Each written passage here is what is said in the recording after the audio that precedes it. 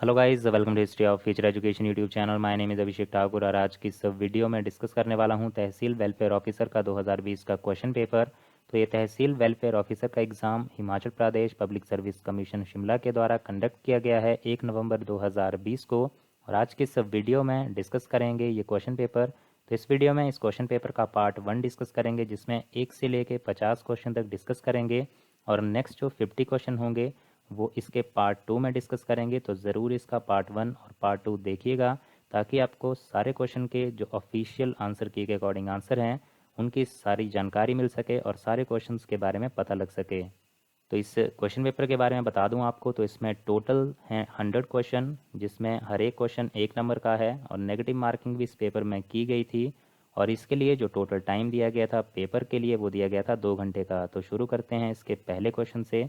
तो पहला क्वेश्चन है इसमें, the term federal is derived from the Latin word फेडस विच मीन्स। तो इसमें जो संघीय शब्द है वो लैटिन भाषा के शब्द फेदूस से लिया गया है, जिसका अर्थ है, तो इसका अर्थ क्या होता है? इसका अर्थ होता है कोवेनेंट, दैट इज नियम। तो इसका ऑप्शन होगा C. Next question is which of the following are functional items in the 11th schedule of the constitution. तो संविधान की 11वीं अनुसूची में निम्नलिखित में से कौन सी कार्यात्मक वस्तुएं हैं? तो इसका जो आंसर है वो है सी ऑप्शन। और इसमें जो कार्यात्मक वस्तुएं आती हैं वो हैं public distribution system, small scale industries and fisheries, that is 2, 3, 5। तो सी ऑप्शन जो है इसका राइट आंसर होगा।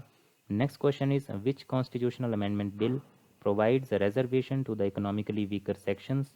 तो इकोनॉमिकली वीकर सेक्शन को जो रिजर्वेशन दी गई है वो किस कॉन्स्टिट्यूशनल अमेंडमेंट बिल के द्वारा दी गई है? तो वो दी गई है 124th कॉन्स्टिट्यूशनल अमेंडमेंट बिल के द्वारा। तो 124 जो है इसका राइट आंसर है, that is C option. Who is known as the first law officer of India. तो भारत के पहले विधि अधिकारी के रूप में किसे जाना जाता है? तो ये जाना जाता है अटर्नी जनरल ऑफ इंडिया को, दैट इज़ भारत के महान न्यायवादी। That is B option is the right answer for this, attorney general of India. The constitution 74th amendment act 1993 mentions the. तो 74वीं जो कॉन्स्टिट्यूशनल दैट इज संविधान संशोधन अधिनियम है जो 1993 में उल्लेख हुआ था, जिसका इसके अंतर्गत जो है ये क्या मेंशन करता है? तो ये मेंशन करता है जो नगर पालिकाओं के कार्य होते हैं, that is functions of municipalities. तो इसका राइट आंसर होगा B option, the function of municipalities mentioned by the 74th constitutional amendment act 1993 के द्वारा। Pocket veto is enjoyed by. तो पॉकेट वीटो का प्रयोग किसके द्वारा किया जाता है? तो ये किया जाता है भारत के राष्ट्रपति द्वारा। तो बी ऑप्शन इसका राइट आंसर होगा, president of India. What was the main purpose behind bringing Panchayati Raj system in India. तो भारत में पंचायती राज व्यवस्था लाने के पीछे मुख्य उद्देश्य क्या था? तो इसका मुख्य उद्देश्य था स्थानीय निकायों को राजनीतिक शक्ति का विकेंद्रीकरण, that is decentralisation of the political power to the local bodies. Next question is who is authorised to decide over a dispute regarding disqualification of a member of parliament. तो सदस्य जो होते हैं संसद के, उनकी अयोग्यता के बारे में विवाद का फैसला जो होता है उसको करने के लिए कौन अधिकृत होता है, यानी कि उसका फैसला कौन कर सकता है? तो ये कर सकते हैं राष्ट्रपति। सो प्रेसिडेंट इसका राइट आंसर है। Which of the article deals with the grants in aid by the union government to the states. तो राज्यों को केंद्र सरकार द्वारा दी जाने वाली सहायता में कौन सा अनुच्छेद अनुदान से संबंधित है? तो इससे जो रिलेटेड आर्टिकल है वो है article 275। Which of the following statements is correct about Lokpal and Lokayukta. तो इसमें स्टेटमेंट्स हैं, the term Lokpal and Lokayukta were coined by doctor L M. Singhvi. तो लोकपाल और लोकायुक्त शब्द जो है उनका संयोजक किसने किया था?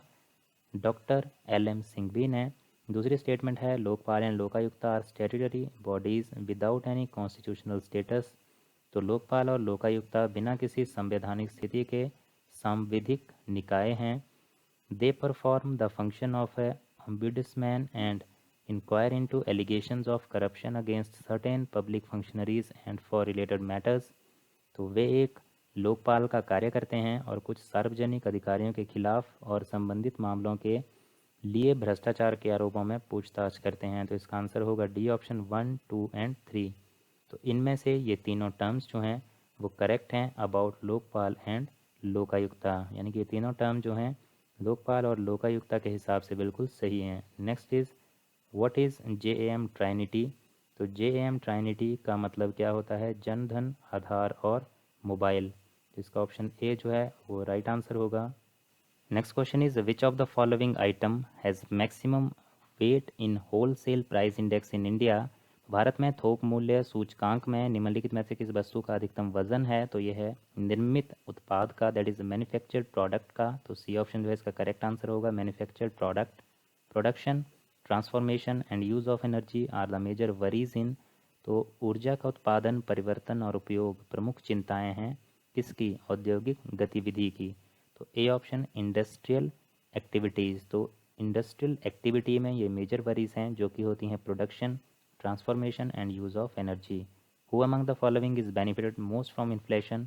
तो मुद्रास्फीति में सबसे अधिक लाभान्वित कौन होता है? तो ये होता है डेप्टर्स, दैट इज कर्ज लेने वाले जो होते हैं वो बेनिफिट होते हैं मोस्ट फ्रॉम इन्फ्लेशन। तो सी ऑप्शन इसका राइट आंसर है। Indian wage policy is based on. तो ये किस पे बेस्ड है? तो ये बेस्ड है कॉस्ट ऑफ लिविंग। तो सी ऑप्शन इसका राइट आंसर है। Next question is CAPRT is related to.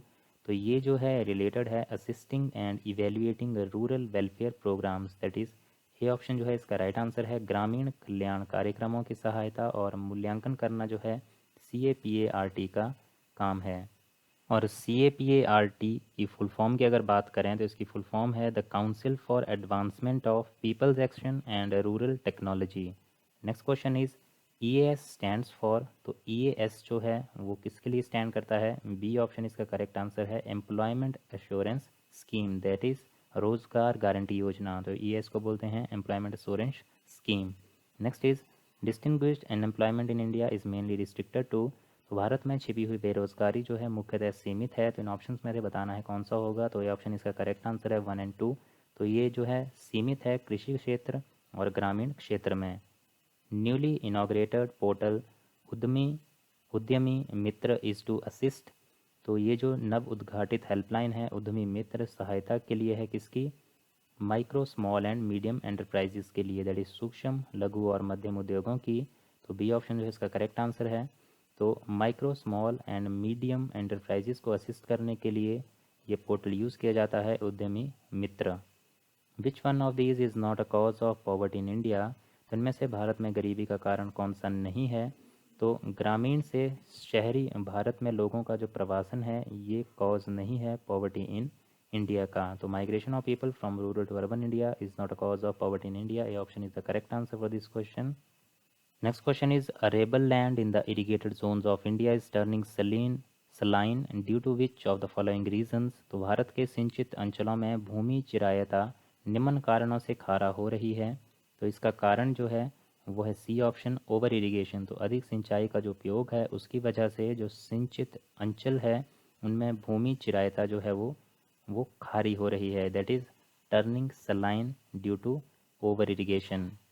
Next question is under which type of natural hazard do blizzards come? तो बर्फीला तूफान जो है किस प्रकार के प्राकृतिक खतरों के अंतर्गत आता है? तो ये वायुमंडलिक, जो आंसर होगा इसका atmospheric, that is A option. तो बर्फीला तूफान जो है वायुमंडलीय जो प्राकृतिक खतरों के अंतर्गत आता है, that is A option atmospheric. In which part of Himalayas do we find the Karewa formation? तो हिमालय के किस भाग में हम करेवा पाते हैं?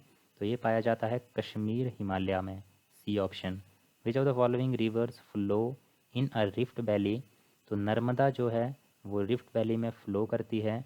रिफ्ट वैली जो है उसको बोला जाता है दरार घाटी। तो इसका आंसर होगा Narmada. The tropic of cancer does not pass through. तो ट्रॉपिक ऑफ कैंसर जो है वो पास नहीं करती है, बी ऑप्शन उड़ीसा से। The eastern most longitude of India is. तो eastern most longitude of India जो है यानी कि भारत का पूर्वी देशांतर जो है वो है 9725 east. Why do western slopes of western Ghat receive orographic rainfall? तो पश्चिमी घाट की पश्चिमी ढलानों को भौगोलिक वर्षा क्यों होती है? तो इसका कारण जो है वो है due to facing slopes of the west south west monsoon.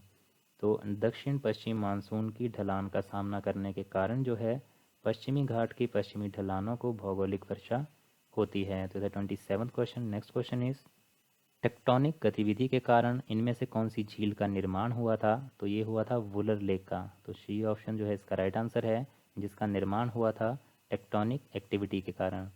इनमें से बताना है कि most humid region of India कौन सा है, दैट इज़ भारत का सबसे आर्द्र क्षेत्र कौन सा है, तो वो है तमिलनाडु के तटीय क्षेत्र, कोस्टल रीजन ऑफ तमिलनाडु। तो ये जो है सबसे ह्यूमिड रीजन ऑफ इंडिया माना जाता है। नेक्स्ट क्वेश्चन में पूछा है कि first biosphere reserve of India कौन था, तो ये था नीलगिरी बायोस्फीयर रिजर्व। तो ए ऑप्शन जो है इसका करेक्ट आंसर है, Nilgiri biosphere reserve. Next question is to stimulate local economic development, enhance basic services and create well-planned urban clusters. The Ministry of Rural Development, Government of India has sanctioned how many clusters to HP?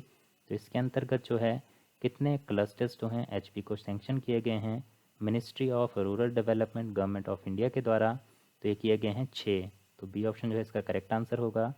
Next question में है कि Sutlej river जो है Indian territory में कहाँ से जो है एंटर करती है, तो ये करती है near Sipki, that is C option, near Sipki. Sipki के पास जो है सतलुज नदी भारतीय क्षेत्र में प्रवेश करती है।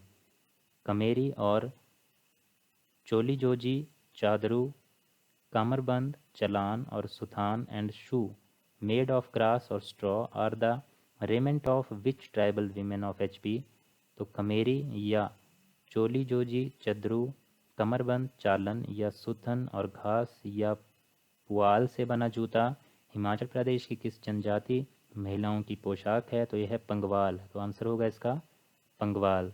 Which of the following combination is correct? तो इसमें जो कॉम्बिनेशन करेक्ट है वो है D option, Bakayang dash dance. The most ancient art and architecture of Himachal Pradesh is, तो ये है खासा स्टाइल कला, that is Khasa style art जो है most ancient art and architecture of Himachal Pradesh है। Next question is which of the following painting school got the royal patronage first time during the reign of Raja Uday Singh? तो इनमें से किस पेंटिंग स्कूल को राजा उदय सिंह के शासनकाल में पहली बार शाही संरक्षण मिला था, तो ये था Chamba painting school. Next is which district of Himachal Pradesh has recorded the highest child sex ratio throughout the country as per 2011 census? तो जो 2011 की जनगणना है उसके अनुसार हिमाचल प्रदेश के किस जिले में पूरे देश में सबसे अधिक बाल लिंगानुपात दर्ज किया है, तो वो है D option, Lahaul and Spiti में। Which of the following is improved poultry breed introduced by the department of animal husbandry in Himachal Pradesh? तो ये कौन सी नस्ल है, ये है island red, that is island red जो है हिमाचल प्रदेश पशुपालन विभाग की जो कुक्कुट प्रजाति है इस नस्ल को प्रदेश में जो है वो लाया गया है और वो नस्ल है island red. Which of the following combinations and select the incorrect combination? जो इसमें हमें सेलेक्ट करना है इनकरेक्ट कॉम्बिनेशन, तो डी ऑप्शन जो है इनकरेक्ट कॉम्बिनेशन है, that is Chauthang festival of diyas. बाकी सभी करेक्ट हैं, ये जो है वो इनकरेक्ट है। Who is the author of book Shimla past and present? तो ये हैं E.J. Buck. Match the following करना है इसमें, तो इसका जो करेक्ट आंसर होगा हमारे पास लिस्ट 1 और लिस्ट 2 को हमें मैच द फॉलोइंग करके बताना था, और कोड क्या बनेगा इसमें, उसमें आंसर आएगा इसका A, दैट इज़ फर्स्ट का C, सेकंड का A, थर्ड का E और फोर्थ का B, जो आप यहाँ पे देख सकते हैं। नेक्स्ट अब बात करते हैं नेक्स्ट क्वेश्चन की। Name the ruler of Sirmaur who was awarded with the costly robe and was entitled with the salute of 7 guns by the British government in lieu of his services during 1857 revolt? तो इसमें पूछा है कि सन 1857 के विद्रोह के दौरान दी गई सेवाओं के लिए निम्न में से सिरमौर के किस राजा को ब्रिटिश सरकार ने एक बहुमूल्य पोशाक और 7 तोपों की सलामी से सुशोभित किया था? तो ये थे राजा शमशेर प्रकाश। तो ए ऑप्शन जो है इसका करेक्ट आंसर है। Next question is who headed the territorial council which was formed on 15 अगस्त 1957? तो किसने जो है प्रादेशिक परिषद का नेतृत्व किया जिसका गठन 15 अगस्त 1957 को किया गया था? तो ये थे Karam Singh Thakur, that is B option is the right answer for this. Himachal Pradesh became the fill in the blank state to launch the state wide area network in the country? तो ये कौन सी स्टेट बनी थी? तो ये बनी थी पहली, सबसे पहले यहाँ पे ही इसे लॉन्च किया गया, तो इसका आंसर होगा ए first. HRMN99 is a variety of which of the following fruit developed by a progressive farmer of HP? तो ये कौन सा फ्रूट है? ये है सी ऑप्शन, इसका राइट आंसर है एप्पल। तो एप्पल की वैरायटी है HRMN99 जो डेवलप किया गया है by a progressive farmer of HP। Actually at which of the following place the yak breeding research station is situated. तो याक ब्रीडिंग रिसर्च स्टेशन जो है वो पाया जाता है सांगला में, तो बी ऑप्शन सांगला जो इसका करेक्ट आंसर है। Name which of the following hydroelectric power project was conceived as a drinking water supply scheme for the National Capital Territory of Delhi। तो इन ऑप्शंस में से कौन सा hydro electric power project Delhi के राष्ट्रीय राजधानी क्षेत्र के लिए पेयजल आपूर्ति योजना के रूप में कल्पना की गई थी।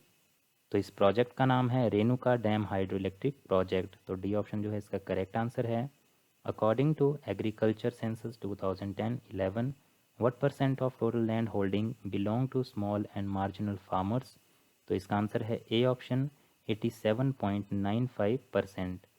Angora rabbit farms for distribution of rabbits to the breeders are functioning at which of the following places in HP। तो HP के निम्न में से किन स्थानों पर अंगोरा खरगोश संवर्धकों को खरगोश प्रदान करने के लिए अंगोरा खरगोश फार्म कार्यरत हैं। तो ये हैं कंदवाड़ी कांगड़ा में और नगवैन मंडी में। तो सी ऑप्शन जो है इसका करेक्ट आंसर है। Government of India has sanction a national project on bovine breeding to HP। What is the pattern of central assistant of the project. तो भारत सरकार ने HP को एक गौजातीय प्रजनन राष्ट्रीय परियोजना को मंजूरी दी है। परियोजना की केंद्रीय सहायता का पैटर्न क्या है।